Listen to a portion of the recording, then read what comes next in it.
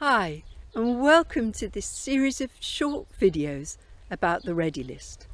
We will show you how you might use the Ready List to balance your nervous system, find a graceful alignment in your body, and deal with any emotions that might disturb you, and find a place of peace and safety in an uncertain world.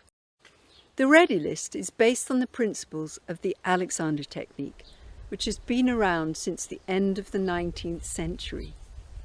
Alexander work is normally taught in situations where a teacher can focus on you to guide you with spoken instructions and with their hands-on work.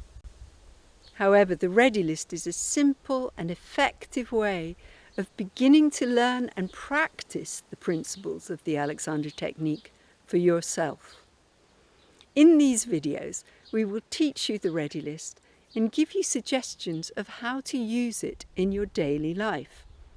We will also add some videos showing useful movements and procedures that will enhance your Ready List practice. For example, some of these are very useful as quick fixes to help you to sleep, manage uneasy or anxious feelings, and to boost your available energy.